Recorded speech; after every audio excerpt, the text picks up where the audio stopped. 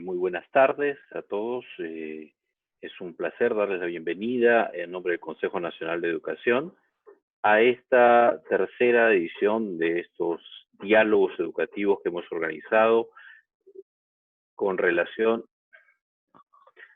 a la actualización del proyecto educativo nacional.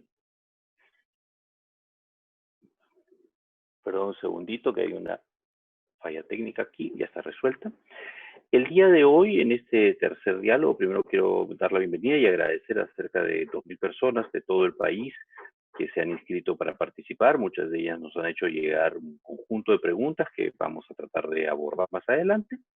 Quiero dar la bienvenida a dos colegas consejeros, a Lea Sulmond y a León Drattenberg. Con ellos, en la próxima hora y media, vamos a abordar el tema de los escenarios futuros de la educación, tanto para el país como para el mundo. En este proceso, en estos 90 minutos, vamos a tener primero una primera parte, como hemos hecho en los diálogos precedentes, una primera parte en la que yo voy a plantear como moderador de la sesión unas preguntas a los colegas, a Lea y a León, y luego en la segunda parte, que es la más extensa del día, lo que vamos a hacer es retomar las preguntas que hemos recibido y probablemente algunas otras que nos hagan llegar a lo largo de los próximos minutos. Quiero de verdad agradecerles a todos por su participación. El Consejo, como todos ustedes saben, ha estado trabajando mucho en los últimos 2 años en una gran consulta nacional para la actualización del Proyecto Educativo Nacional. Esto está en proceso de aprobación, ya ha sido entregado al Gobierno Nacional para que se inicie el proceso de aprobación, y lo que estamos haciendo es organizando estos primeros espacios para empezar a compartir algunas de las ideas que consideramos necesarias e importantes que estén presentes en esta reproyección estratégica de la educación peruana para los próximos 15 años, ¿no? Hemos preparado, como les decía, estos 2 momentos, así que sin mayor preámbulo, le voy a pedir a nuestros colegas, a Lea Sulmond y a León Drattenberg, que aborden una primera pregunta que tiene que ver con cuáles son esos escenarios futuros para los cuales nosotros los peruanos deberíamos estar preparados, así de general, para poder abordar distintos aspectos y luego empezar a aterrizar en algunas cosas más concretas hacia más adelante. Muchas gracias. Por favor, Lea, te cedo la palabra. Gracias, un saludo a todas las personas que nos están oyendo. Realmente es un gusto de poder tener estos diálogos y vamos a tratar de hacerlo de la manera más participativa porque hemos recogido muchas preguntas. Entonces, cuando hablamos de escenarios, yo tengo como tres grandes escenarios.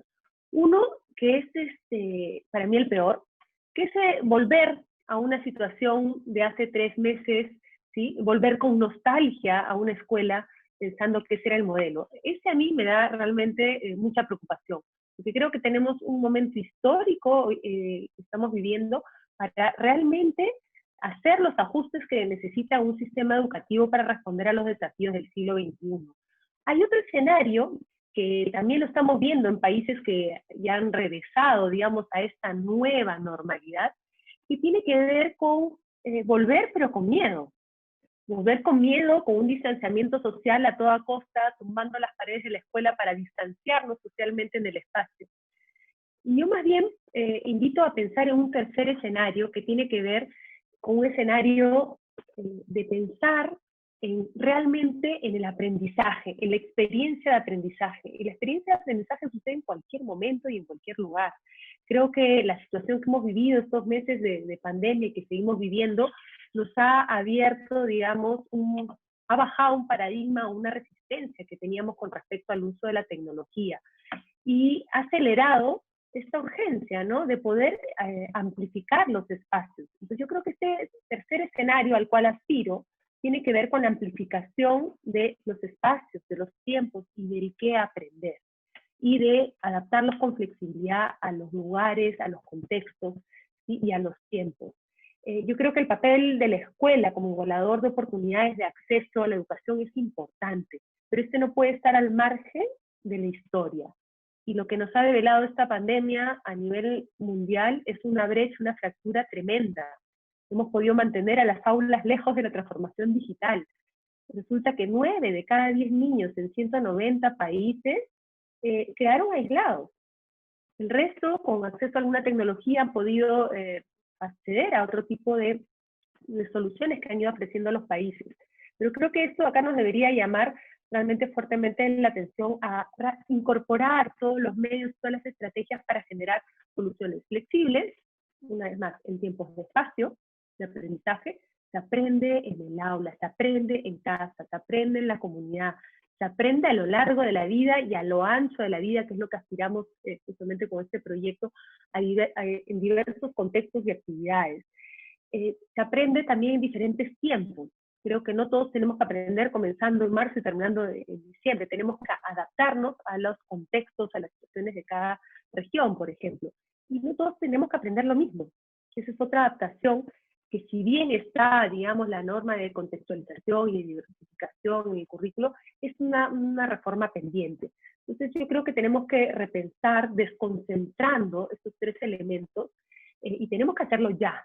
Tenemos que hacerlo ya con un buen marco normativo que permita la iniciativa de los diferentes actores que hoy día están dando todas estas respuestas de emergencia con sentido de urgencia y compromiso que estamos viendo.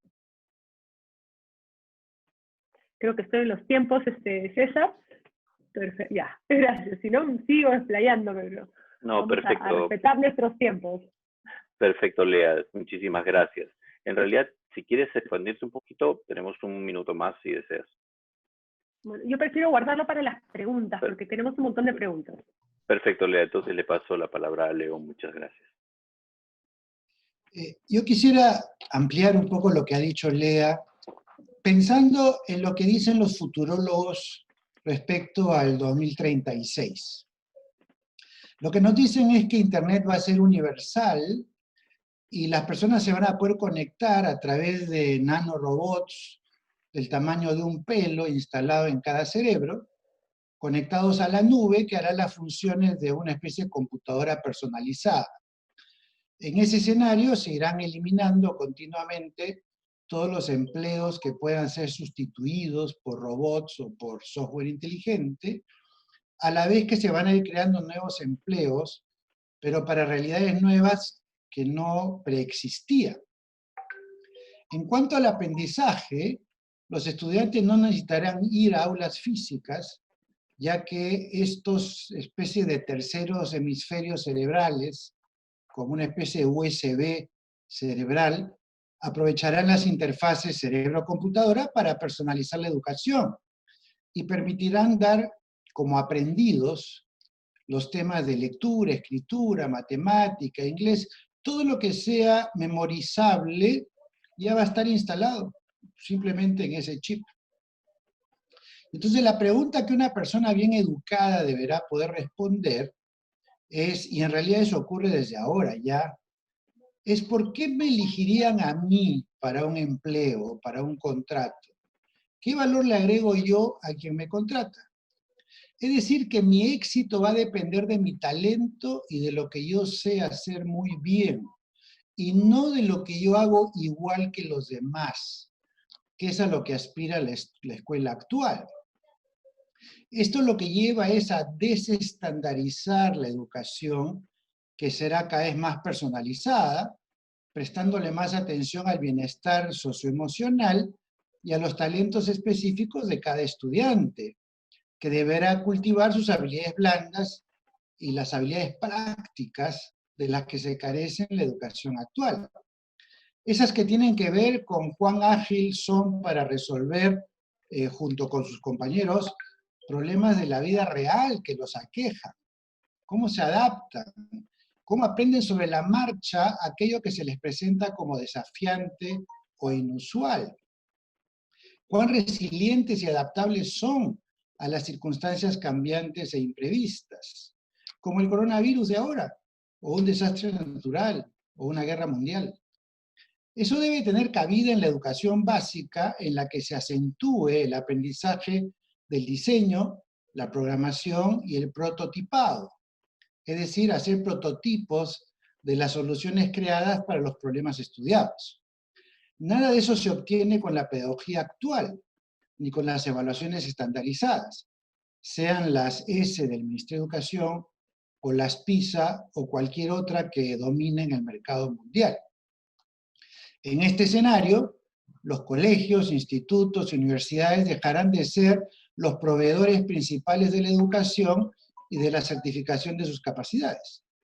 Se van a multiplicar plataformas educacionales de empresas como Google, Amazon, Apple, Microsoft, Samsung, que ofrecerán sus propias certificaciones y diplomas emitidas a nombre de su propia marca, trascendiendo la legislación nacional, como ya lo hacen en sus áreas de actividad Uber, o Airbnb, o Amazon. En suma, esta internacionalización y globalización digital demandará una ciudadanía digital y una educación personalizada y desestandarizada que aún no está concebida para la agenda del futuro del Perú y que bien vale la pena que empiece a aparecer en nuestra agenda. Muchísimas gracias, León. Entonces, con eso cerramos esta primera pregunta que tiene que ver con estos escenarios futuros y pasamos a una segunda que es, finalmente, el aterrizaje de estas reflexiones en nuestro país. Es decir, ¿cómo imaginamos o cómo quisiéramos imaginar a nuestro país dentro de unos 15 años, el 2036, que es el horizonte que hemos puesto para la actualización del proyecto educativo nacional? Y por tanto, ¿cómo necesitamos crecer las personas? ¿Qué peruanos necesitamos educar para poder construir ese país en los próximos 15 años de cara a estos desafíos, de cara a estas tendencias, de cara a estos cambios que estamos viviendo? Le paso primero a León para alterar un poquito el orden, por favor.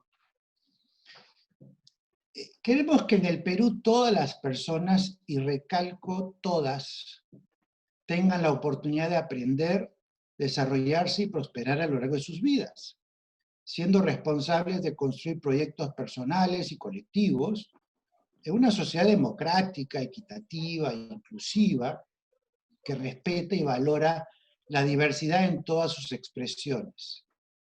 Pero para lograrlo tenemos que reformular desde ahora los paradigmas sobre equidad y discriminación, que usualmente se aplican para considerar temas de género, raciales y la vulnerabilidad de las poblaciones marginales desde el punto de vista socioeconómico, y que últimamente han sido visualizadas como aquellas que tienen menos acceso a tecnología e Internet. Y todo eso está muy bien y es importante, pero hay que extender esa visión de inequidad e inigualdad de oportunidades hacia aquella que se expresa entre pares, sean ricos o pobres. Por ejemplo, aulas de un mismo colegio, en los que unos aprenden y otros no, porque cada uno procede de una realidad familiar que da ventajas a unos y desventajas a otros.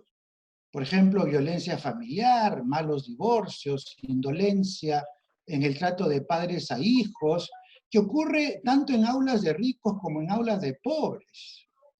Y también está este otro maltrato que se deriva de las diferencias de las capacidades intelectuales y los estilos de aprendizaje de los alumnos, que no calzan con el modelo de enseñanza estandarizada y esa evaluación talla única que se aplica en colegios y universidades, que lo que hacen es encumbrar a lo que se llama el tercio superior y maltratar, discriminar o excluir a todos los diferentes, convirtiendo a la escuela en un espacio tortuoso más que de estimulación y crecimiento personal. Y eso debe ser cambiado, porque la equidad significa darle a cada uno la atención y el acompañamiento que necesita de acuerdo a sus características personales.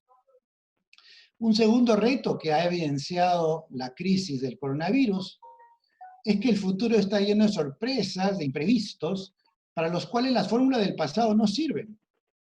Por tanto, la cultura de memorizar lo aprendido para repetirlo o apelar a los manuales para que nos digan qué hacer tiene un valor muy limitado. Y es más bien la capacidad de apelar a soluciones creativas y originales la que permitirá encarar mejor los nuevos desafíos. Eso supone que los colegios y las universidades no pueden seguir basando su enseñanza en resolver problemas tipo o casos que están en los libros, sino en incorporar la realidad tal cual es al estudio cotidiano, lo que implica una manera totalmente distinta de preparar clases y entender el rol del profesor o del catedrático.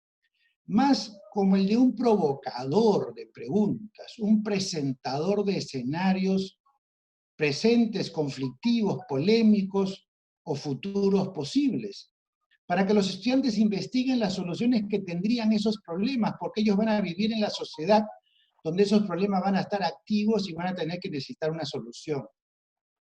Ese profesor moderador y acompañante de los estudiantes en sus indagaciones, en sus deliberaciones, ya no es el enseñante clásico que tiene todas las respuestas. Y hacia eso hay que formar y capacitar a los profesores para estos tiempos. Muchas gracias, León. Entonces te paso la palabra a Lea, por favor, para abordar este mismo tema de qué país queremos para los próximos 15 años y cómo educarnos para construirlo. Yo, sumando a lo que ya dijo León, creo que esta respuesta, la respuesta a esta pregunta está en todo el proceso de construcción que hemos tenido a lo largo de los últimos años en la elaboración del PEN, donde hemos hecho muchas mesas de diálogos, interacciones, encuentros en todas las provincias, regiones del Perú. Y en el centro de esta respuesta está el favorecer las condiciones para que los individuos, todas y todos, ¿no?, prosperemos a lo largo de nuestra vida, ejerciendo una ciudadanía en un marco de una convivencia democrática, ¿no?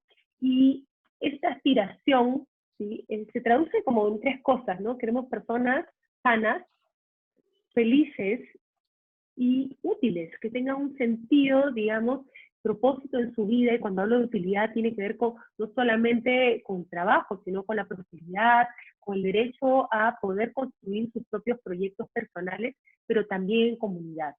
Y creo que esta visión de qué es lo que queremos como al 2036 está encaminada por 4 propósitos que hemos delineado en el PEN, ¿no?, que tiene que ver con esta vida ciudadana.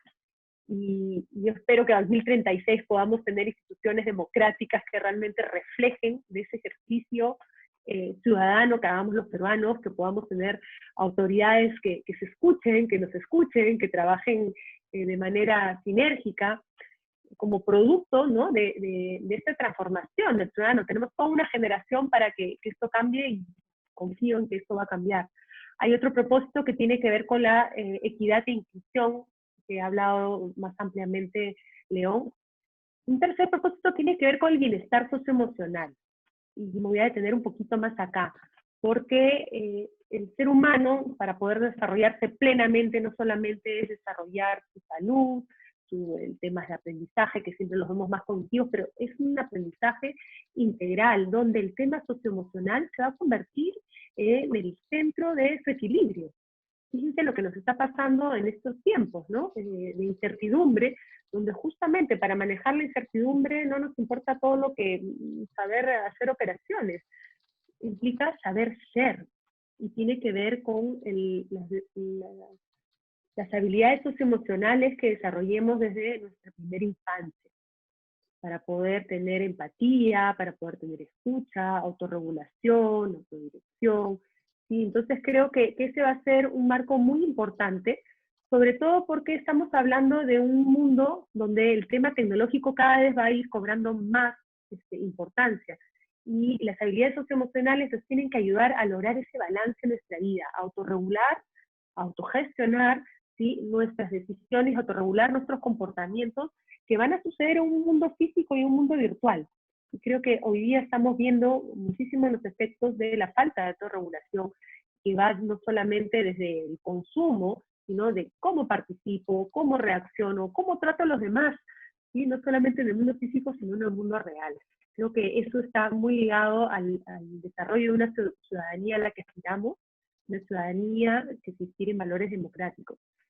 Y luego el último propósito del PEN que inspira esta visión al 2036 tiene que ver con la productividad, la prosperidad, la investigación, ¿sí?, generar condiciones sostenibles para el mundo en el que vivimos, para el planeta, para poder tener condiciones de desarrollar nuestros proyectos personales y conjuntos.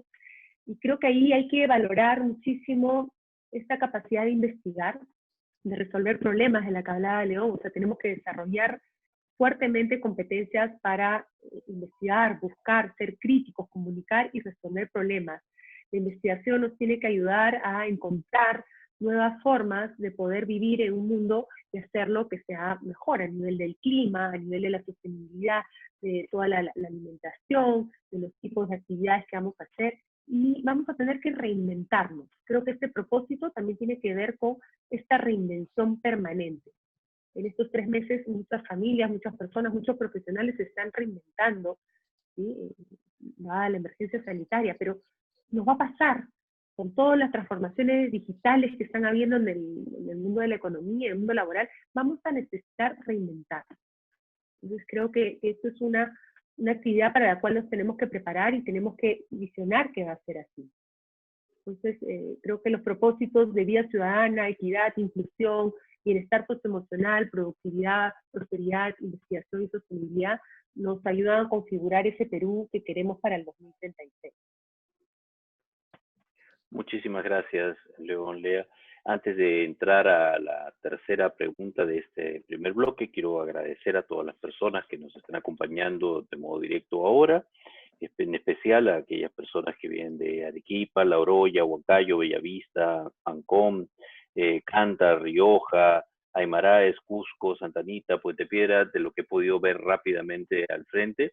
Quiero agradecerles a todos ustedes de verdad por el esfuerzo y estamos todos en este mismo barco de enfrentar las condiciones actuales y las dificultades que tenemos. A la persona que acaba de mencionar que viene de Moquegua y de Cerro de Pasco también, ¿no?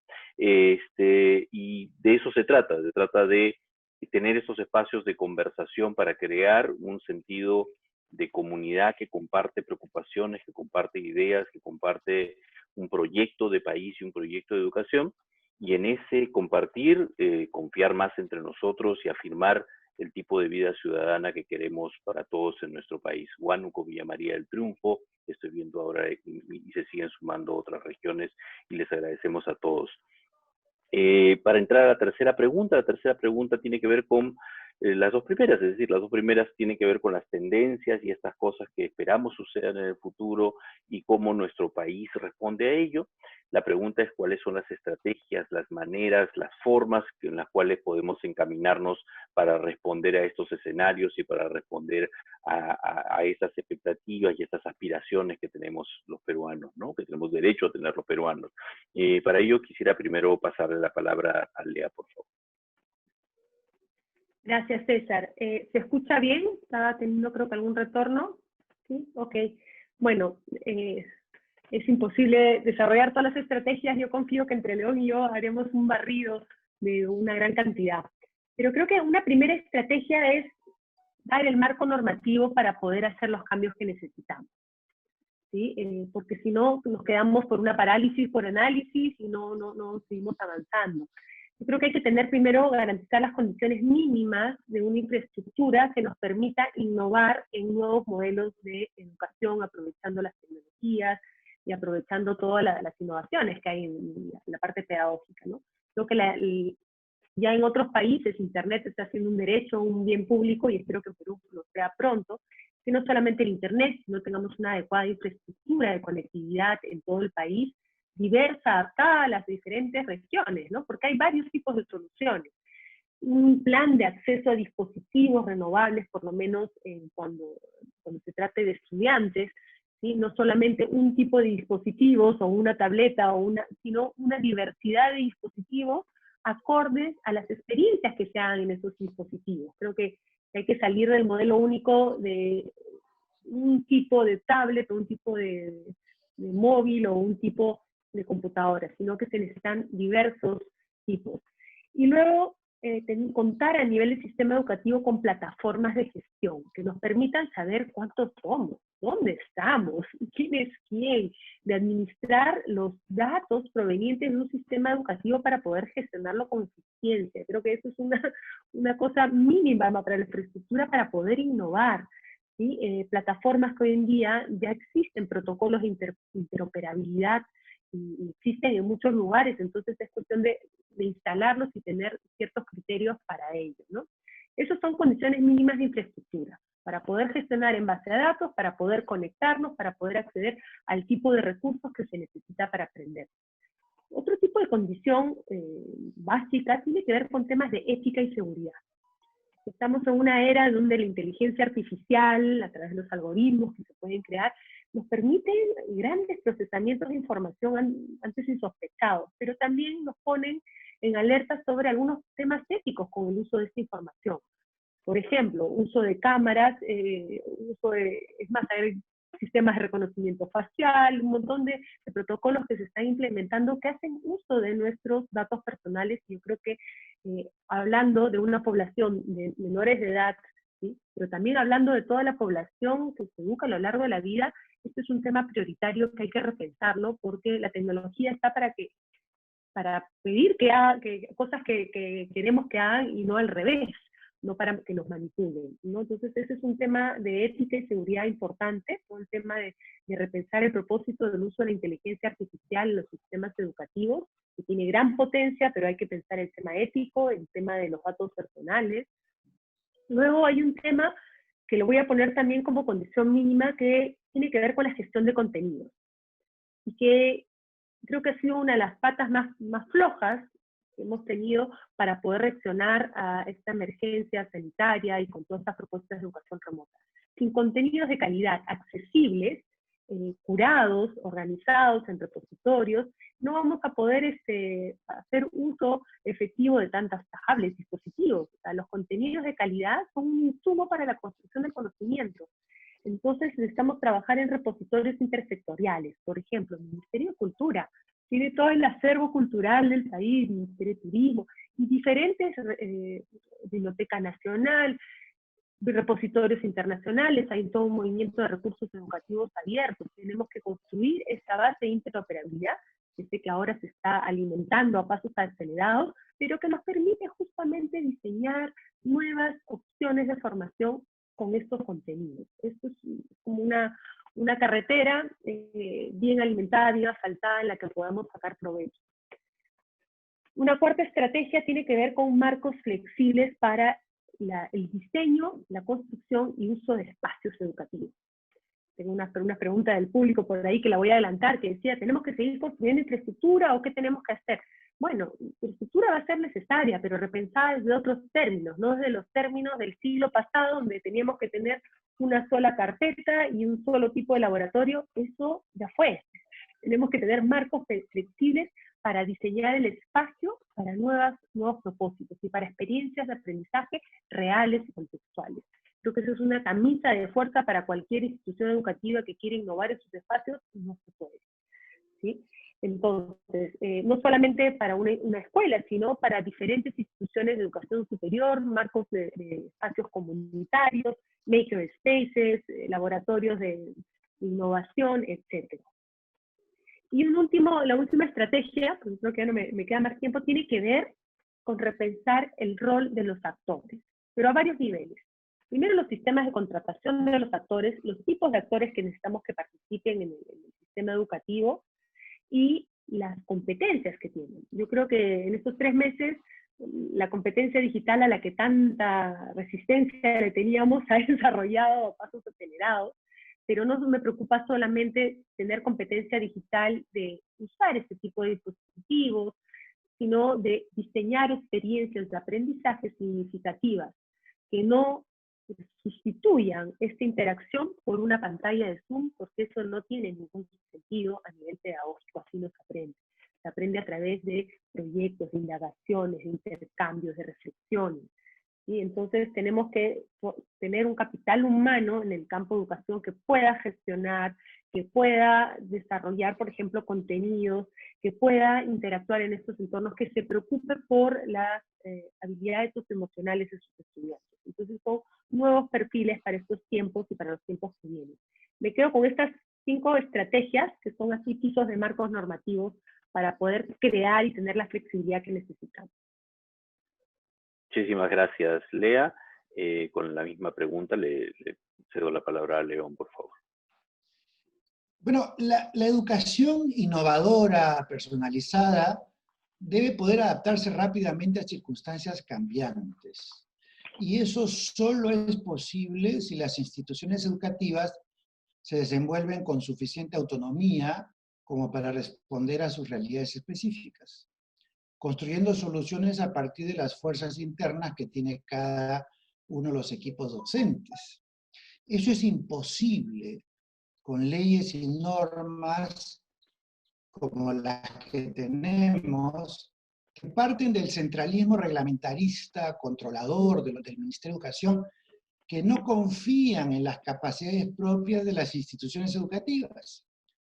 Es absurdo que confíen en ellas para acoger niños y no confíen en ellas para que sus docentes decidan cómo actuar profesionalmente para atender mejor a estos niños. Tomemos nota que la innovación en el mundo no surge de los ministerios de educación, sino de las instituciones que ensayan fórmulas, las dan a conocer y a partir de ellas los ministerios incorporan sus hallazgos a sus planes generales y los difunden.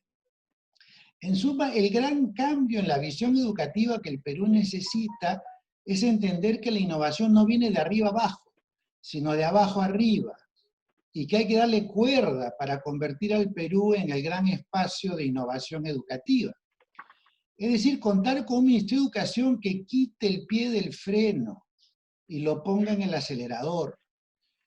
O sea, que deje de ahogar a las instituciones educativas con protocolos, procedimientos, indicadores, estándares, regulaciones, procedimientos, tareas burocráticas, y les empiece a dar alas para volar, para innovar, para alentar y difundir experiencias exitosas, para compartir con la comunidad los aprendizajes de unos que pueden ser de beneficio para todos los demás si es que se difunden, que debe ser el rol del Ministerio de Educación, el gran difusor de las experiencias innovadoras exitosas.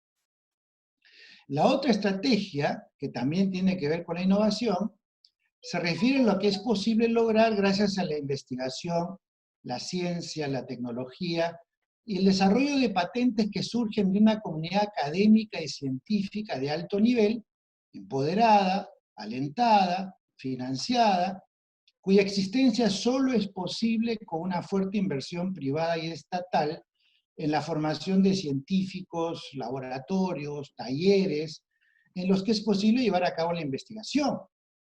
Nuevamente, la crisis del coronavirus ha evidenciado lo lejos que está el Perú de tener las capacidades científicas y tecnológicas para responder de inmediato a los retos que esto trae consigo. No hay forma que el Perú pueda dibujar y controlar su destino si no posee el capital humano y de científicos y académicos formados para buscar soluciones a los problemas nacionales desde nuestra propia geografía, historia, cultura. Y si no contamos con una clase política con una fuerte cultura científica y ética, adquirida desde su formación escolar y universitaria, y que esté acostumbrada a articularse con los académicos y científicos en busca del bienestar de toda la población. Sin eso veo bien difícil que el Perú pueda dibujar, controlar y procurar un destino mejor. Muchas gracias, León. Y bueno, quiero saludar también a las personas que se nos han unido: Jaén, Tarapoto, Huánuco, Cotabamba, Sánchez Carrión, Candarave, Celendini, Catayacaja, Trujillo, Puno, San Miguel de Cajamarca, Huacho, y probablemente omita algunos y mil disculpas por ello, pero es un gusto realmente y es muy importante para nosotros poder estar en comunicación con el país en su conjunto, ¿no? Aquí cerramos esta primera parte en la que te planteaba estas preguntas a nuestros colegas Lea Sulmón y León Trachtenberg, para empezar a responder algunas de las preguntas que hemos recibido de los participantes, las personas que se han inscrito. Hemos compilado esas preguntas y directamente le voy a dar la palabra a cada uno de los panelistas para abordarlas directamente, y eso nos tomará los próximos 40 minutos aproximadamente, que es a lo que queríamos destinarle mayor tiempo ahora. Lea, por favor. Gracias, César. Sí, tenemos varias preguntas, algunas ya las hemos ido respondiendo, pero para profundizar en esta pregunta de Lidia Pérez de La Libertad, que dice: ¿cómo se vislumbra la educación post-COVID? y si ante esta pandemia urge pensar en nuevos escenarios y formas de aprender, ¿no? Dentro de las aulas, fuera de ellas, pues bueno, Lidia, creo que hay que hacer una combinación, ¿no? En lo que estamos viendo en países del hemisferio norte, que ellos, digamos, vivieron a contraciclo el tema de la pandemia, es que han retornado algunos a las aulas, pero como que tumbando las paredes de las aulas para distanciar a las personas en las aulas. Y habría que ver si eso realmente cumple con el propósito de una escuela, si eso cumple con realmente los propósitos de socialización, de aprendizaje, o si quizás tenemos que realmente repensar, como decía al inicio, los tiempos, los espacios y el qué aprendemos, ¿no? Entonces, creo que ese va a ser el gran desafío. Entre tanto, tenemos un desafío que lo estamos viviendo en los hogares, que no es menor y me parece trascendental, porque la educación ha regresado al hogar, que es ahí donde inicia, en nuestras interacciones. Yo creo que todo este año tenemos el gran reto de consolidar, digamos, las relaciones entre los miembros del hogar, en la familia, desarrollar nuestras habilidades socioemocionales con mucha paciencia, desarrollar la autonomía. Yo sueño con estudiantes que este año realmente sepan autodirigir sus aprendizajes, que se motiven con leer un libro por iniciativa propia, que se motiven con las historias que pueden escuchar entre los miembros de la familia. Y ahí hay un aprendizaje muy valioso que no estamos viendo. Entonces yo creo que esta educación post-COVID tiene que también recoger el valor que tiene el aprendizaje fuera del espacio de una escuela, fuera de un espacio formal. Y esto es algo que quería reforzar porque justamente una de la visión que tenemos en el PEN al 2036, que ha sido consensuada con tantas personas a nivel del país, tiene que ver con revalorizar las trayectorias de aprendizaje, no solamente formales, informales y espontáneas. Y acá en la familia está sucediendo algo muy poderoso. Entonces, sí, hay que repensarlo, pero hay que valorar lo que está sucediendo ahora para poder incorporarlo en nuevas estrategias. Voy con esa primera pregunta y después voy a juntar otras dos. Gracias. Gracias, Lea. León, por favor. Sí, hay un par de preguntas, y en particular una de Angélica Ruth Javier Hilario de Lima, que preguntan sobre un poco más sobre los escenarios de 2035 y los sistemas de aprendizaje artificiales, si nos van a brindar capacidades para aprender rápidamente, por ejemplo, idiomas y demás. Me gustaría reiterarles que hacia el año 2030-35 se espera que los cerebros humanos tengan estas interfaces digitales que hagan innecesarias las escuelas para enseñar a leer, escribir, a calcular o idiomas, porque eso va a estar ya encapsulado en este cerebro externo que vamos a tener todos conectados al cerebro humano, digamos. Y una gran cantidad de profesiones conocidas hoy se van a convertir en consultores digitales. Por ejemplo, para hacer diagnósticos médicos, se le va a preguntar a este consultor y él va a tener 4 millones de archivos de enfermedades, digamos, sobre las cuales ha hecho la consulta y que rápidamente van a transmitir cuál es el tratamiento más adecuado. O para juzgar a personas en base a datos recopilados por el software judicial, es decir, jueces, computadoras, que teniendo todos los manuales y códigos instalados en su memoria, frente a cada falta podrán definir cuál es la sanción y podrán apelar a los buscadores de información para ver si los hechos que se le imputan a una persona son correctos o no. O para la hipervigilancia de ciudadanos, no solo por lo que hacen, que puede ser rastreado por cámaras y pulseras digitales, sino también por lo que piensan y sienten, porque va a haber chips minúsculos que se van a inyectar con las vacunas cuando nacen los bebés, que van a servir para transmitir los datos del funcionamiento del cuerpo. Originalmente para fines médicos, pero después para muchos otros.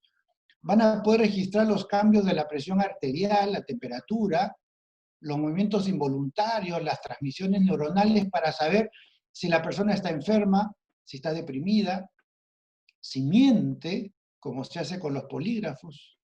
Esto va a permitir a los gobiernos manipular a las personas premiar a los leales, castigar a los disidentes, como se hace en Corea del Norte, solamente por lo que están pensando. Eso demanda fortalecer los valores democráticos, que defiendan el derecho a la privacidad de las personas y la prevalencia de la ética como control previo de cualquier innovación tecnológica o genética.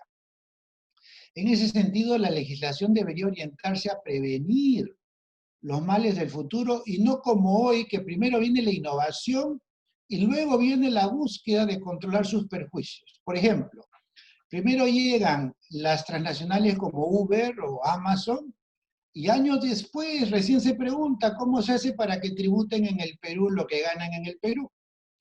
O primero vienen las redes sociales como Facebook, Twitter, Instagram, y también tiempo después se empiezan a preguntar cómo se puede regular las informaciones falsas, la transmisión de violencia, la manipulación de la información para fines políticos, el uso comercial de los datos personales de las personas sin autorización. Esa es la diferencia entre educar para el futuro o quedarnos como hasta ahora educando para el pasado y para llegar siempre tarde a los retos de la modernidad. Por eso es importante una comunidad científica y académica muy poderosa, incluyo la filosofía, las ciencias sociales y sobre todo la ética como un componente fundamental para el desarrollo de cualquiera de las profesiones con las que tendremos que contar para el futuro del país. Mil gracias, León. Te paso nuevamente, Lea, por favor. Ok, yo escogí una pregunta para dar un poco continuidad al tema tecnológico y las preocupaciones de los participantes. He recogido la pregunta de Hugo Valer Romero, de Pasco, que nos dice si Internet será la principal fuente y el inglés, la lengua mayoritaria, ¿sí? Entonces creo que se refiere al tema de en qué tipo de lenguaje están los contenidos, ¿no?, que se vinculan a través de Internet. Creo que esa pregunta tiene dos componentes bien importantes. Primero, que tiene que ver con la responsabilidad de todos los individuos, ¿sí?, de ser consumidores, pero también productores de conocimiento en esta era, ¿sí? La mayoría del conocimiento se encuentra, sí, efectivamente en inglés, pero eso no es porque se haya determinado que sea en inglés, sino porque es un lenguaje que se ha utilizado, por ejemplo, en ámbitos académicos, científicos, para la divulgación. Pero eso no quiere decir que no podamos publicar en nuestra lengua, traducirlo, y hoy en día, ¿sí?, la inteligencia artificial, por ejemplo, provee programas que permiten la traducción o la subtitulación inmediata de, por ejemplo, una clase grabada. Y eso nos da la identificar los materiales, poder trabajar desde un enfoque inclusivo e intercultural. Entonces creo que tenemos que reconocer esas posibilidades que ya se están dando y se pueden hacer traducciones automáticas hoy en día para poder generar tanto contenido en estos tiempos de educación remota.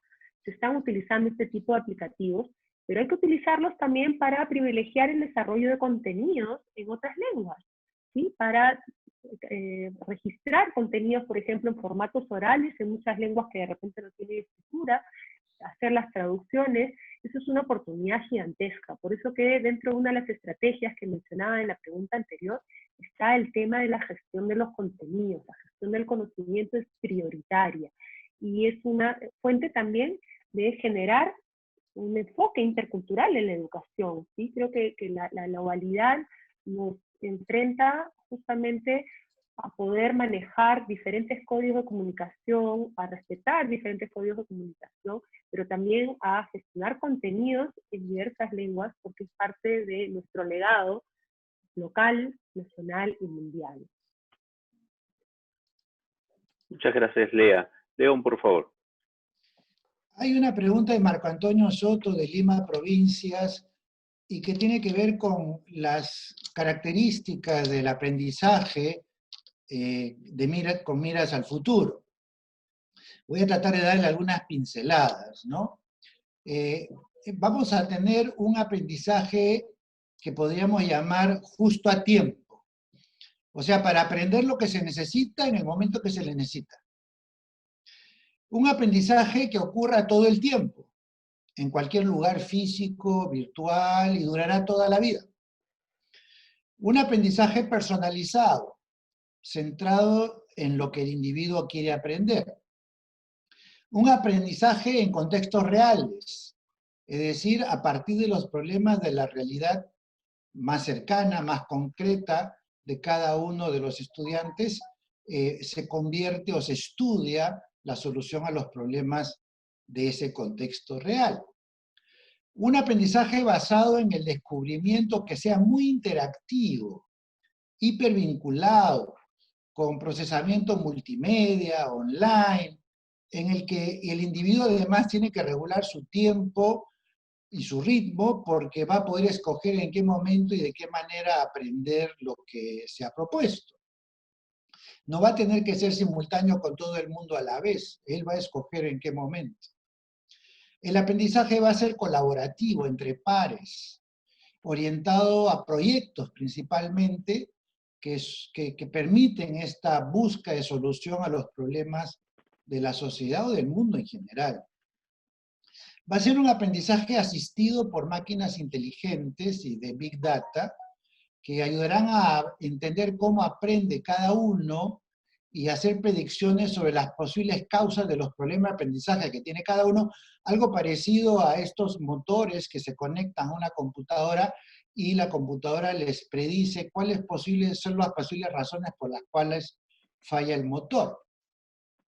Un aprendizaje donde la evaluación será holística, o sea, no por segmentos, como se hace hoy con distintos, digamos, áreas curriculares, ¿sabes? Sino siempre pensando en la integralidad de todos los componentes que convergen hacia la solución de un problema. Y eso va a requerir algunas habilidades, ¿no? Por ejemplo, muchas habilidades interpersonales, autonomía, resiliencia, alerta, autoestima, apertura mental, manejo de emociones, habilidades interpersonales, ¿no? Que tienen que ver con empatía, con comunicación asertiva, una interacción social adaptativa, pensamiento analítico, por supuesto, para resolver problemas, capacidad de ser colaborador y funcional a los equipos, porque nada se va a resolver con individuos solos. Siempre el trabajo va a ser en equipo, en grupo. Muchas habilidades de comunicación personal y visual. Hoy en día toda la comunicación es, cuando menos, audiovisual, ¿no? Mucho pensamiento divergente, creativo, flexible, original, ¿no? Y en general diría yo una especie de ciudadanía global y digital, ¿no? Que permite conducirse apropiadamente no solamente en el mundo real, sino en el mundo digital, porque cada uno de ellos tiene sus códigos de conducta, sus códigos éticos, y los estudiantes tendrán que manejarse bien en ambos espacios. Muchas gracias, León. Pues seguimos con las preguntas que hemos recibido de los participantes. Le paso la palabra a Lea para ello, por favor.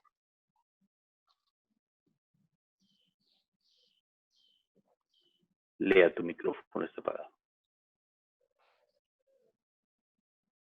Ya, ahora sí, para no ser bulla.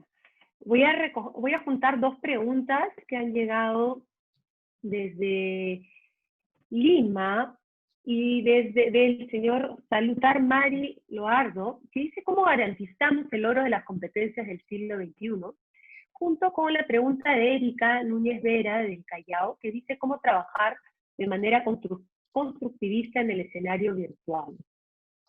Y la junto por dos razones, porque si vamos a trabajar de un enfoque por competencias, que es lo que venimos impulsando desde Currículo Nacional de Educación Básica, desde la educación superior también, tenemos que preocuparnos por tener metodologías que ayuden al desarrollo de estas competencias, ¿sí? Y dentro de estas competencias priorizadas en el currículo hay muchas que tienen que ver con las competencias del siglo XXI. De hecho, no hay un consenso universal sobre cuáles son las competencias del siglo XXI. Hay muchos marcos que las definen, el marco de las 5C, de la creatividad, la comunicación, el pensamiento crítico, etc. Son muchos marcos, pero creo que lo importante es entender que una competencia implica no un conocimiento, sino implica unos aprendizajes complejos que tienen conocimientos, que tienen habilidades y destrezas, y que tienen principios, actitudes o valores. Entonces, desarrollar competencias, las del siglo XXI, las del currículo, las que esté en la institución, implican tomar decisiones metodológicas, ¿sí?, para poder contar con elementos para diseñar experiencias de aprendizaje que faciliten estos aprendizajes complejos, que, como decía León, nada tienen que ver con aprender de manera memorística o de evaluar una lista de saberes. Eso evalúa saberes, eso ayuda solamente a uno de los elementos de la competencia. Pero ser competente significa tener la capacidad de resolver problemas en situaciones de incertidumbre como las que estamos teniendo. Entonces, acá tenemos que sumar diferentes perspectivas. Yo creo que podemos utilizar un enfoque constructivista, sí, efectivamente, pero yo creo que tenemos que ver que hay una continuidad en las teorías de aprendizaje y en los principios pedagógicos que nos van a permitir diseñar diferentes, vamos a decir, ecosistemas de aprendizaje. El constructivismo, que parte pues del estudiante como agente de su propio aprendizaje a través de su experiencia, es importante, pero necesitamos también un enfoque socioconstructivista, porque el conocimiento se construye en un colectivo. Pero también podríamos echar mano a una perspectiva que está más bien desarrollada en este siglo, a la que le llamamos el conectivismo, que dice que el aprendizaje sucede cuando nos conectamos con nodos diferentes, que pueden ser personas, pero pueden ser fuentes de información, y que el conocimiento se construye cuando maniobramos y tomamos decisiones en estas redes. Entonces, si nos fijamos, podemos ir uniendo diferentes perspectivas pedagógicas para poder movernos en un escenario compartido, una convivencia entre lo virtual, lo físico, lo individual, lo grupal. Creo que tenemos que dejar de ver el aprendizaje como un acto pasivo del individuo, sino más bien como un acto activo del individuo con otros y con figuras de facilitadores, de mediadores que somos los maestros. ¿Sí? Los maestros ya no somos los que intentamos el saber, eso lo venimos declarando hace tanto tiempo, pero creo que todavía no termina de cambiar en nuestra mentalidad, en la forma como nos imaginamos la relación pedagógica. Yo creo que la invitación es a utilizar diferentes teorías de aprendizaje que sean las apropiadas para el contexto, para el grupo, y ver las continuidades que existen. ¿Sí? Yo creo, por ejemplo, una perspectiva más conductista se utiliza muchísimo hoy en día en todos los programas y los softwares adaptativos, estos que nos permiten tener retos, jugar, si nos equivocamos volvemos a intentarlo, etc. Esos son principios conductistas y siguen siendo válidos, y las tecnologías nos ayudan a recuperar lo bueno de esos principios para generar entornos de aprendizaje. Entonces yo creo que hay que verlo más bien en términos de complementariedad. Estos escenarios requieren que veamos la cosa de una manera más sistémica. Muchas gracias, Lea. León, por favor. Hay una pregunta de Johnny Ruiz de Callao, y es una pregunta sobre profesores, ¿no? Si la educación virtual podrá reemplazar al docente del aula. Yo quisiera que pensemos en la conformación de un aula real tal como la conocemos hoy, digamos, para compararla con un aula virtual. Si una persona entra en un aula común y corriente, que tiene una pizarra, un escritorio delante, 30 carpetas ubicadas en forma de una cuadrícula, definió claramente el rol del profesor, el rol de los alumnos, el rol de la distancia entre ellos para que no hablen, no conversen, no se miren, el rol de autoridad del que está delante, que es el único que puede mirar la cara de los que están sentados. Definió una visión de qué significa ser docente y qué significa ser un buen alumno. Ahora pensemos en un aula donde no hay pizarra, no hay carpetas, no hay paredes, no hay una diferencia entre el afuera y el adentro por una puerta, y tendremos un aula virtual que es abierta, en la que además no hay divisiones por edades, por escuelas, por regiones o por países. Se abre la posibilidad de que estas aulas virtuales sean espacios donde los conocimientos se co-construyen cotidianamente a partir de un currículo de mínimos, pero con un gran espacio que permite incorporar la vida real como objeto de estudio, en un formato de codiseño, digamos, de proyectos a cargo de profesores y alumnos, los cuales adquieren voz en las decisiones sobre qué y cómo aprender. Esta aula abierta también impacta en el currículo porque requiere, o para su desarrollo, se requiere una pedagogía que yo denominaría la pedagogía de la buena pregunta.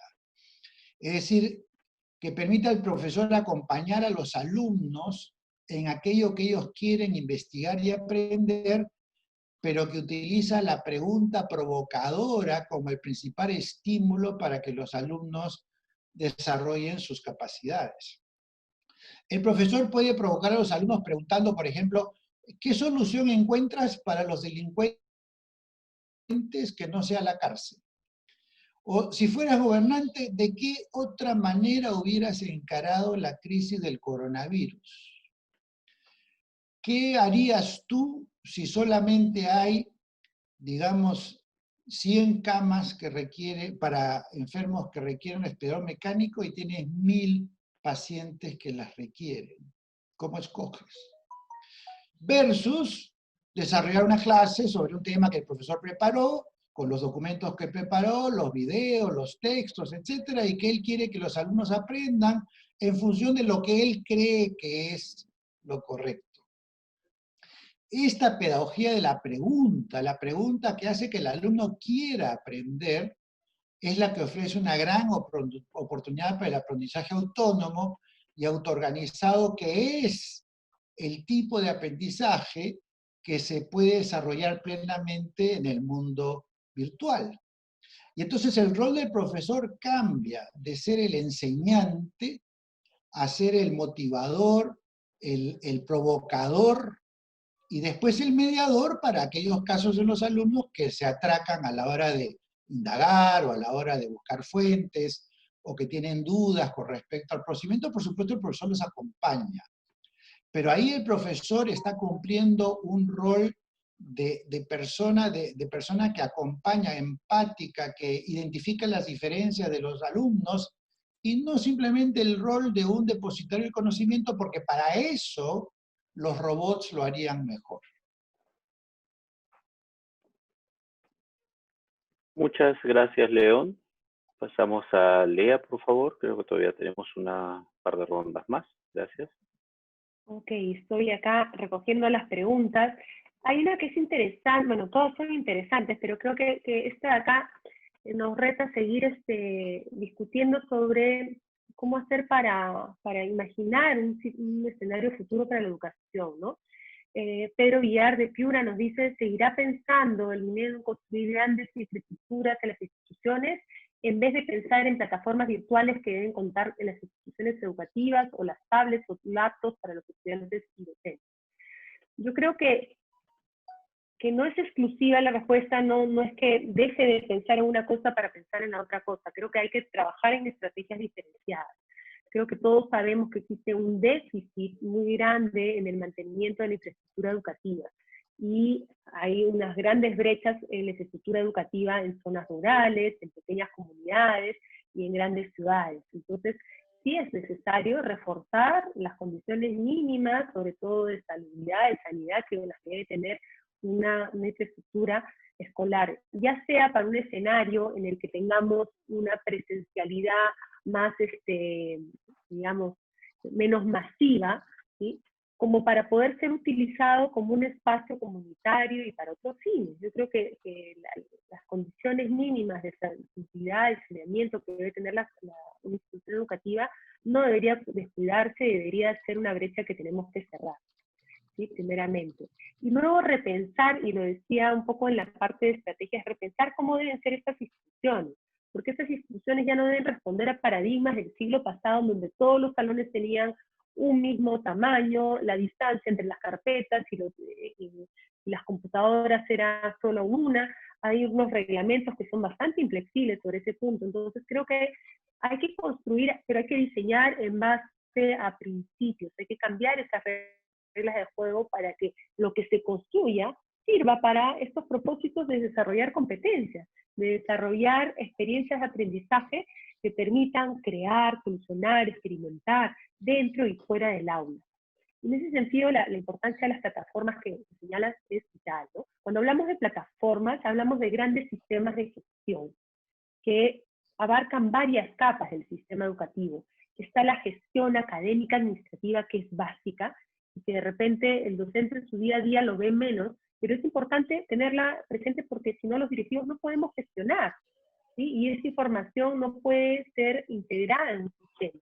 Volví hace un rato decía, no sabemos cuántos somos, ni dónde estamos, quién está dónde. ¿Cómo podemos administrar de manera eficiente los recursos si no tenemos esa información, ¿no? Igual hay plataformas que van más en la capa de la gestión del proceso de enseñanza-aprendizaje, que es lo que nos decía León, ¿no? Estas aulas virtuales, ¿no? Que son escenarios en donde podemos tener los recursos distribuidos por grupos de estudiantes, espacios para hacer actividades, espacios de intercambio, de comunicación, espacios de videoconferencias hoy en día. Entonces, es otra capa de plataformas. Pero hay otra capa que es más espontánea, que son los recursos que utilizamos diariamente y que no necesariamente están en una plataforma. Y creo que también eso debería ser incentivado, ¿no? Estos recursos espontáneos que forman parte, vamos a decirlo, de nuestra red personal de aprendizaje, ¿no? Entonces, hay que hacer uso de estas, continuar con estas infraestructuras en diferentes frentes y de manera focalizada. Creo que no se trata de dejar de construir para simplemente comprar plataformas, no es la opción. Tampoco creo que la opción sea solo comprar un tipo de dispositivos, ya sea laptops o tablets. Hay que diversificarlo. Creo que las experiencias de países vecinos, como por ejemplo el Plan Ceibal, ha manejado esta diversidad de dispositivos de acuerdo a las edades, de acuerdo a los propósitos, de manera bastante interesante. Creo que podemos inspirarnos de ahí. Pero de nada sirve un dispositivo vacío, de nada sirve un dispositivo que no tenga una conexión, una plataforma que administre, que le proporcione contenidos, que permita un flujo de información entre lo que hace el estudiante y cómo esto se refleja en un seguimiento de su trayectoria, en recoger sus evidencias de aprendizaje, en valorar su actividad. Entonces, dispositivo por el dispositivo, si un sistema no tiene mucho sentido y se desactualiza rápidamente. Yo creo que el tema de la infraestructura es vital, pero hay que pensarlo una vez más de manera sistémica y dejar de hacer compras por paquetes que se van a desactualizar. Gracias. Gracias a ti, Lea. León, por favor. Hay preguntas como la de Rocío Gerles y Marcos Vera, que hablan sobre la educación del futuro y cómo aprender de ahora o afrontar o qué provecho vamos a sacar de lo que está ocurriendo ahora. Y yo les propongo una analogía para comprender este punto. Imaginen que hacen un viaje de turismo por 2 semanas a Japón, a Tailandia, a India, a Tahití. Sin duda es una experiencia que les va a quedar como una anécdota interesante en sus vidas, pero cuando retornen a su casa van a regresar a hacer lo mismo que han hecho siempre.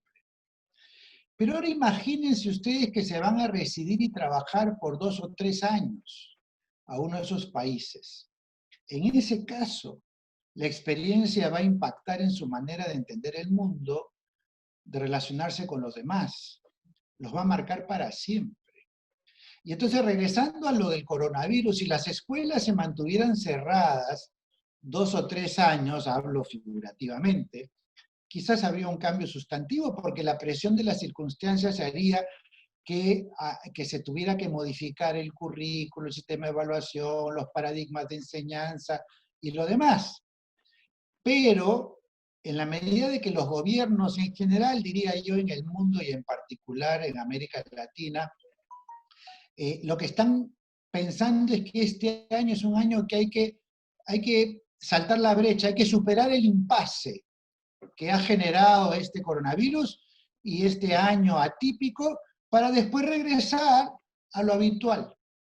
De ahí que ni bien termine la epidemia, se va a retornar a la educación tradicional, porque no habrá pasado suficiente tiempo para que sea irreversible todo lo que se está intentando replantear en cuanto a lo que es educación virtual en este caso.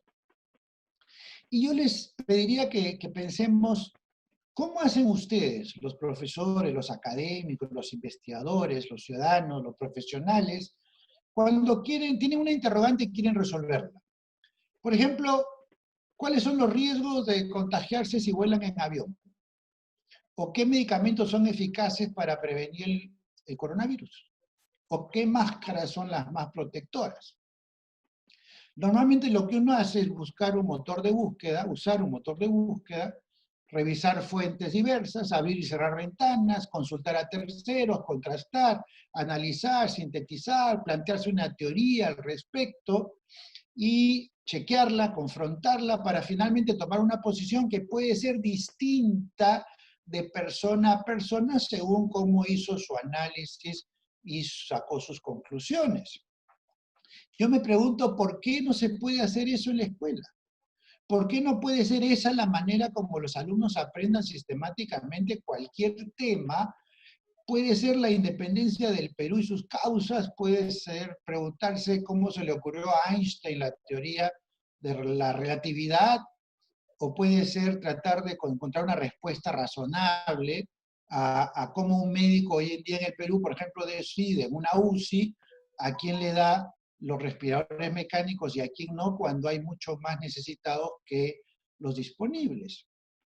¿Por qué no pueden aprender los chicos en el colegio como nosotros, los adultos, estamos aprendiendo y viviendo cotidianamente la experiencia de saber cosas que nos son importantes para la vida? El currículo tradicional no ha sido diseñado para eso, no ha sido diseñado para incorporar la realidad a nuestra cotidiana manera de aprender. Y eso tiene que cambiar. Muchas gracias, León.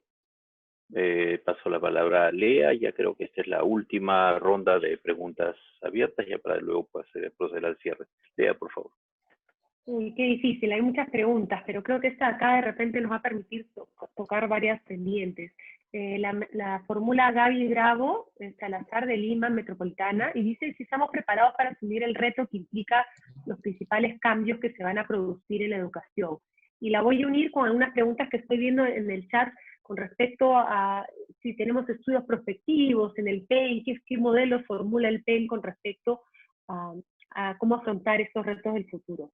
Primeramente, yo creo que lo que nos da el PEN, y que esto ha sido además un trabajo realizado conjuntamente, creo que ha sido una de las experiencias de trabajo más largas y de consulta más amplias que han habido para hacer un documento consensuado. Lo que nos da son lineamientos, nos da una visión de lo que queremos, que es la que hemos compartido en la primera parte. Nos da prioridades, estas prioridades que tienen que ver con la construcción de una ciudadanía, ¿no? Entonces, preparados para el futuro tiene que ver con el ejercicio de los valores democráticos, el ejercicio de una ciudadanía responsable, el ejercicio de una perspectiva ética en la toma de decisiones cuando estamos hablando, por ejemplo, del uso de la tecnología, lo hemos mencionado mucho en el tema de la inteligencia artificial. El segundo gran propósito del PEN tiene que ver con la inclusión, ¿sí? Y la equidad. Y entonces, ¿estamos preparados para eso? Tenemos que atender de manera diversificada. Cuando hablamos de qué soluciones dar, es justamente evitar dar una solución homogénea, porque eso no es una solución. Y a lo que se orienta el PEN es a construir soluciones y modelos diversificados que alienten la autonomía, ¿sí? Que alienten el desarrollo, por ejemplo, de proyectos educativos regionales, ¿sí? Que alienten el cierre de brechas, condiciones de equidad para que todos nos podamos desarrollar. Entonces, fíjense, este es un segundo gran propósito. El tercero tiene que ver con las habilidades socioemocionales. Y creo que eso va a ser nuestra principal herramienta como humanos para afrontar los desafíos del futuro. Había una pregunta que decían por ahí, estamos vamos a formar estudiantes robotizados. Yo me pregunto qué cosa quiere decir robotizados. Robotizados es alguien que responde mecánicamente. Más bien eso no es lo que estaba formando los modelos educativos anteriores cuando privilegiamos la repetición, los exámenes humorísticos y eso. Tal vez la robótica entendida como la capacidad de diseñar soluciones creativas a problemas es lo que nos va a permitir ser mejores seres humanos.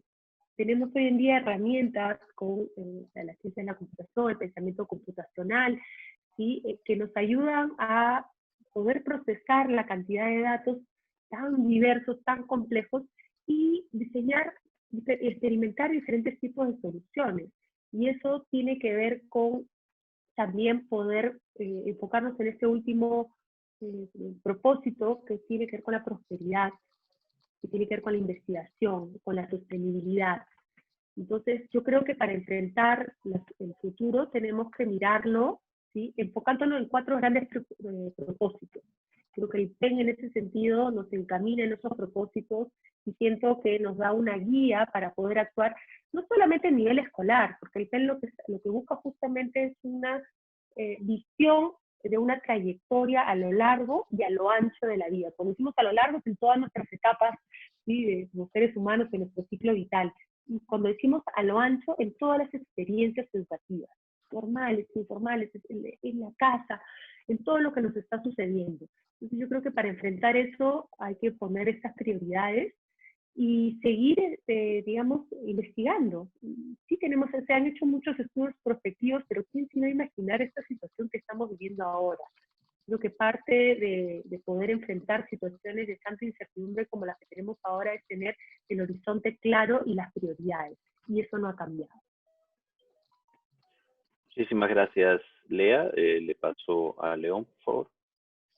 Sí, bueno, hay preguntas que nuevamente inciden en cómo el Perú está manejando en el corto plazo este asunto de la crisis, el impacto en educación, qué podemos aprender de todo esto. Y yo creo que sería interesante preguntarnos por qué todos los gobiernos de América Latina han fracasado en la gestión efectiva de la epidemia del coronavirus. Quizá alguna excepción en el caso de Uruguay, pero en general nos ha ido muy mal. Mi hipótesis es que las autoridades y funcionarios fueron educados en la generación anterior para tomar decisiones en un mundo formal predecible, para aplicar lo que dicen los manuales, y no para resolver problemas imprevistos, ni para adaptarse rápidamente a nuevos contextos, ni para indagar creativamente soluciones a problemas nunca antes estudiados.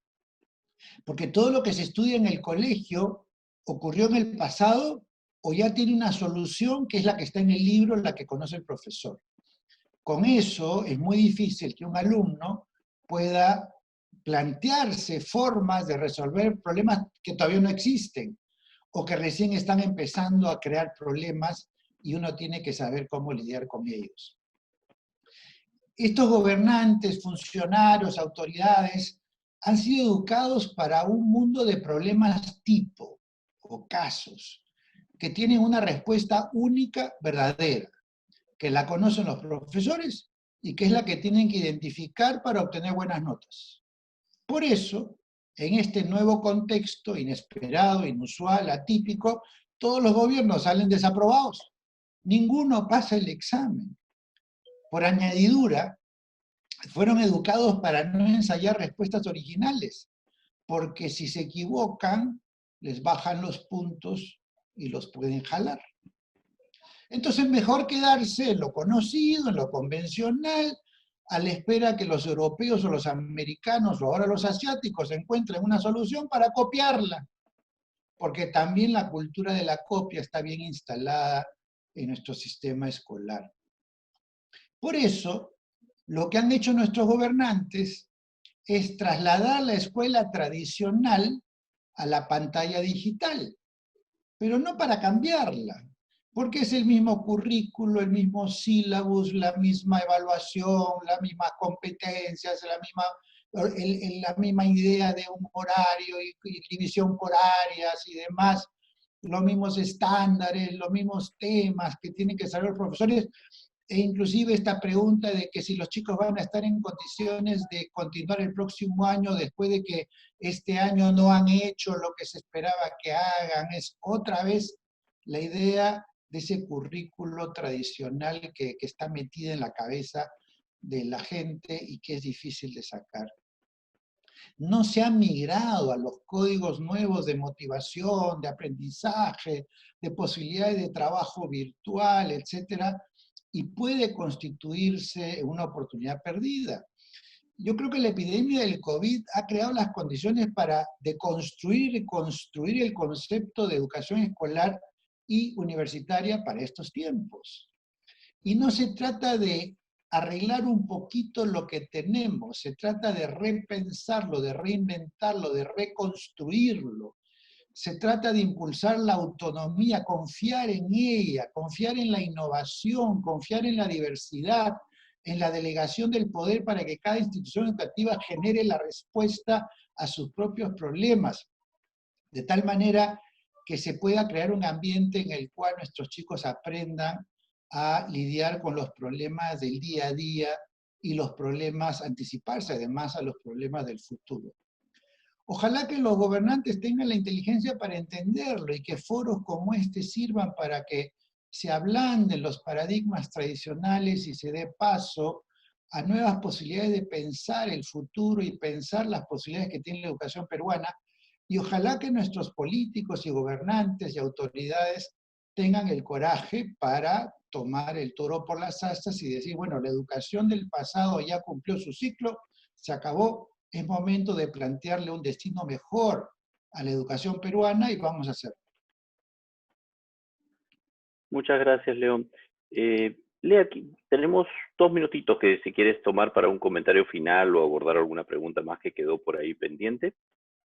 Sí, yo tengo una pregunta sobre el tema de la formación docente, que es un tema que me apasiona además, y creo que lo aprovecho para felicitar, ¿sí?, el compromiso de los docentes de cómo han reaccionado ante esta emergencia, cómo hemos reaccionado. Yo también soy docente y me ha tocado abordar esta situación con mis estudiantes y acompañarlos, pero creo que es un momento después de 3 meses en el que los docentes tenemos que empezar a ser un poco más críticos con las cosas que hemos estado haciendo. Hemos reaccionado en piloto automático, con compromiso, desarrollando un montón de habilidades que de repente nos habíamos resistido a desarrollarlas antes o no las habíamos necesitado y que en esta coyuntura han sido imprescindibles, ¿sí? Creo que el manejo de los dispositivos, la creación de contenidos, la interacción, hacer bases de datos, hemos desarrollado un montón de habilidades, pero creo que tenemos que focalizarnos en desarrollar competencias para un uso estratégico de la tecnología para aprender. Y acá tenemos que echar mano a lo que decías anteriormente, ¿no? Diferentes teorías de aprendizaje y corrientes pedagógicas que van a alimentar nuestras prácticas de acuerdo a las necesidades de cada contexto, ¿sí? No todas las pedagogías son para todas las realidades, eso es lo que tenemos que adaptar. Y la tecnología tampoco es la misma para todas las realidades, sobre todo con las brechas que tenemos. Entonces es una invitación a seguir trabajando en el desarrollo de las competencias digitales. Sé que el Ministerio de Educación tiene varios cursos en los portales de Perú Educa para eso, y hoy en día tenemos la posibilidad de acceder a muchas fuentes de formación y autoformación que nos empoderan para poder trabajar de mejor manera, mejor equipados. Los invito a hacer redes de profesores. Creo que la solución también está no en trabajar de manera solitaria, sino en redes para poder construir y alimentar repositorios de contenidos, de buenas prácticas.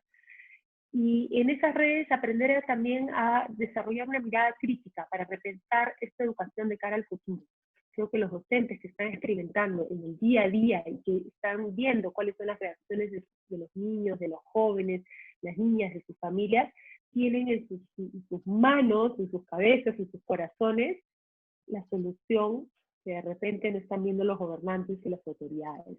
Yo creo que esto tiene que ser un proceso de reflexión-acción, como decimos, ¿no?, en el campo de la docencia, pero ya, con urgencia. No podemos seguir en piloto automático, tenemos que parar un poco, reflexionar y empezar a construir en conjunto estas soluciones. Necesitamos muchísimo de cada uno de ustedes.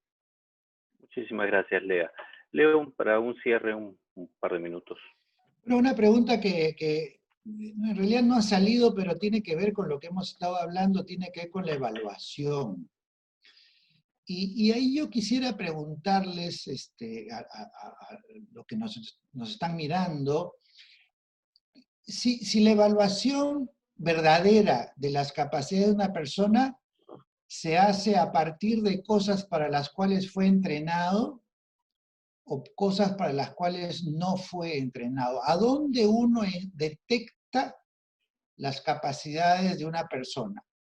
Por ejemplo, un bombero que solamente puede apagar los incendios que siempre apagó en su entrenamiento, o el que se desempeña bien en un incendio nunca antes visto.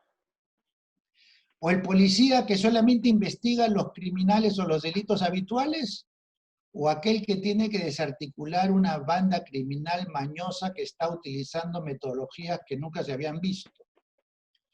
O el médico que solamente opera las cirugías habituales, o el médico que tiene que hacer cirugías imprevistas de cosas que él no ha estudiado nunca antes vistas y que tiene que resolver porque en sus manos está la vida y la muerte de las personas. Yo creo que el concepto de evaluación tiene que estar más vinculado a ver cómo nos desempeñamos en lo que no nos enseñaron, más que en aquello que ya nos enseñaron. Y yo creo que esta es una cosa en la que vale la pena pensar.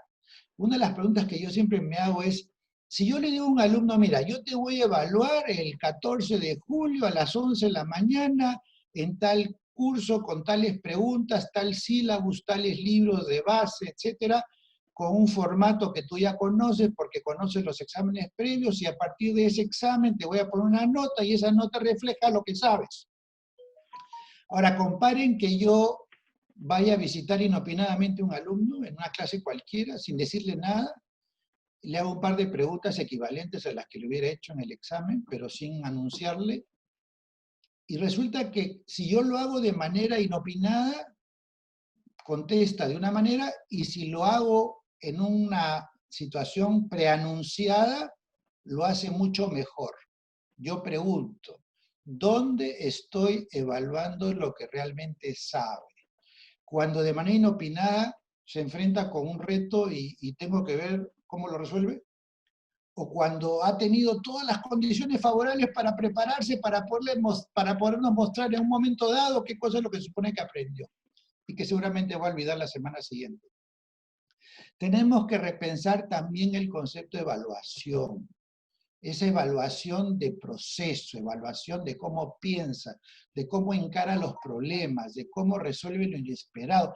No esa evaluación de aquello que ya está en los libros, que lo repite y que tiene que aprender, las respuestas estándares y demás, sino la respuesta, la reacción a lo que no se sabe, ni siquiera el profesor lo sabe, y sin embargo lo aborda para entenderlo, analizarlo y tomar una posición. Yo los invito, amigos, en esta última intervención, a que también nos replanteemos el concepto de evaluación que es necesaria para realmente identificar qué cosa es lo que una persona sabe y qué cosa es lo que sabe hacer. Muchísimas gracias, León. Muchísimas gracias, Lea. Muchísimas gracias a todos los participantes. Todavía unos minutos más porque hay algunas preguntas más generales que tienen que ver con el Proyecto Educativo Nacional que yo voy a abordar en estos instantes de cierre. La primera tiene que ver con el contexto actual y cómo la actualización del PEN responde a ello, ¿no? Y eso tiene que ver con un análisis prospectivo desarrollado por el Consejo Nacional de Educación y que no solo lo ha desarrollado el Consejo, sino que tiene que ver con revisar literatura acerca de hacia dónde nos estamos moviendo, que tiene que ver con distintos tipos de cambios, algunos de los cuales hemos abordado en esta conversación el día de hoy, pero que no son los únicos. Hay cambios en la dinámica internacional, las formas como funciona el proceso de globalización hoy día, digamos, hay un proceso de convergencia de la historia universal que tiene 5 siglos, pero lo que estamos viviendo ahora no es exactamente lo mismo, hay cosas que son importantes tomar en cuenta desde ahí, hay profundas dificultades en los sistemas políticos democráticos en términos de legitimidad, que están asociados a otro tipo de problemas de concentración de poder y dinámicas económicas más complejas detrás. Hay un conjunto de fuentes de inseguridad, tanto en el entorno físico como en el entorno digital, y que plantean distintos tipos de desafíos. El que nosotros hayamos empezado a redactar la propuesta de actualización del Proyecto Educativo Nacional a finales del año pasado, cuando la pandemia no se había desatado, no quiere decir que no era previsible. De hecho, esta idea de que sucedan pandemias como la que estamos enfrentando es una idea que está documentada porque era un escenario de alguna manera esperable, no exactamente en la forma que hemos sucedido, pero digamos que era esperable por lo que vemos en el mundo contemporáneo. Hay cosas que tienen que ver con la ampliación de la esperanza de vida, hay cosas que tienen que ver con la relación entre lo individual, lo local, lo general, lo global. Hay cosas que tienen que ver con las tecnologías que hemos estado discutiendo y todas esas las hemos tratado de incorporar en la reflexión general que marca la actualización del proyecto educativo nacional, ¿no? Entonces, esa es una primera cosa. Hay un conjunto complejo de riesgos que es necesario tomar en cuenta para saber hacia dónde proyectarnos y cuál es el tipo de capacidades, habilidades, conocimientos, competencias que las personas tenemos que desarrollar. Intencionalmente he usado todos esos términos por lo que decía Lea, digamos, no voy a entrar acá a la discusión pedagógica acerca de existe un catecismo único que es la única forma de hacer las cosas. En el mundo democrático hay la virtud de poder discutir de distintas perspectivas las cosas y no encerrarnos en una respuesta. Y eso es parte del asunto, ¿no? Estos diálogos son espacios de eso, de diálogo, de conversación. Queremos educarnos para la democracia. Educarnos para la democracia significa educarnos para la discrepancia, para poder conversar, porque es en esa discrepancia donde, en las distintas opiniones, donde todos aprendemos. Es el espíritu pontificio de esperar que aquí el Consejo Nacional de Educación va a decir la única verdad, es lo que justamente no vamos a hacer porque no corresponde, ¿no? Y lo que corresponde es revisar, discutir abiertamente distintas cosas con distintos matices. Eso no debilita a las instituciones, eso fortalece a las instituciones, porque lo que fortalece y da unidad a las instituciones son propósitos más grandes que son claros en las intervenciones, que los tenemos ahí y que los estamos planteando, que tienen que ver con algunos problemas mayúsculos de la educación peruana que nos preocupan y nos preocupan de cara al mundo contemporáneo. El futuro del que estamos hablando, los desafíos futuros, no son solamente de ciencia ficción. Como decía Gibson hace muchos años, el futuro ya llegó. El problema es que no llega por igual a todos, no llega por igual a todas partes. Los problemas de equidad son fundamentales para discutir y las inequidades que existen en el país y en el mundo en general son fundamentales para discutir estos temas. Es fundamental discutir estos temas de cara a la autonomía, al desarrollo de la independencia, la libertad y la creatividad de las personas, la creatividad de las instituciones educativas. Y ahí una cosa que es fundamental para nosotros y que está subyace mucha de la discusión de hoy y de muchos de los comentarios que hemos recibido, tiene que ver con cómo entendemos este sistema educativo, ¿no? Que nosotros creemos que el sistema educativo hay que, de alguna manera, invertirlo no para pararlo de cabeza, sino más bien para ponerlo sobre sus pies, para poner arriba a los estudiantes y sus necesidades, junto con sus profesores en un contexto local, y debajo al servicio de la escuela, al servicio de los estudiantes y sus profesores y su comunidad, al conjunto de un aparato del Estado mucho más profesionalizado. Cuando esté disponible el proyecto educativo nacional van a encontrar eso, van a encontrar, digamos, orientaciones que tienen que ver con modificar la estructura para liberar la capacidad creativa e innovadora de las personas, para que la política educativa deja de ser concebida como un ministerio que prescribe lo que todos tienen que hacer y lo prescribe en detalle, para que sea un aparato estatal que más bien esté al servicio y habilita y crea condiciones para que las personas puedan desarrollar las cosas. Pasar de la prescripción a la habilitación es una de las apuestas fundamentales que tiene esta actualización del proyecto. Y eso significa, y eso es clave, para poder lidiar con la diversidad. Y todo, digamos, lo que discutimos acerca de la no estandarización, acerca de reconocer la diversidad de opiniones, la diversidad de orientaciones, la diversidad de perspectivas, la diversidad de situaciones, eso se tiene que traducir en eso, en crear un espacio o prácticas a través de las cuales instauremos la posibilidad de ir creciendo todos conjuntamente, con discrepancias, con errores, con desaciertos, con aciertos, pero conversando entre nosotros sobre la base del respeto mutuo, sobre la base de valorar todas las opiniones y no ponernos por encima de ninguna de ellas a deslegitimarla simplemente porque no se parece a lo que yo esperaba que se dijera. Creo que eso es una cosa que el país necesita construir para fortalecerse como país, para fortalecerse como república, para fortalecerse como democracia, y ese es el norte hacia el cual la educación también ha de contribuir. Termino esto reiterando lo que ya el Consejo Nacional de Educación, y esto sí lo digo a título institucional, ha señalado, digamos, como reconocimiento a los profesores por el Día del Maestro, no por el Día del Maestro como una fecha celebratoria, sino como un momento que hoy día es muy oportuno para expresar gratitud, para expresar reconocimiento, porque a fin de cuentas toda esta transición forzada y que ojalá nos permita el próximo año no volver a lo mismo, sino volver a seguir construyendo algo mejor, porque a final de cuentas el futuro y la vida en la que vivimos la construimos nosotros, las personas, no sé, digamos, cuando volvamos a las escuelas no sea en los mismos términos. Toda esa posibilidad de avanzar y afrontar la crisis y las dificultades de este año son posibles gracias al esfuerzo de miles de maestros a lo largo de todo el país. Y este es un momento no solo de felicitaciones, es un momento sobre todo de homenaje y de agradecimiento a todos los maestros. Con eso cerramos este espacio, este momento de diálogo con ustedes. Muchísimas gracias a todos por su participación. Gracias. Gracias.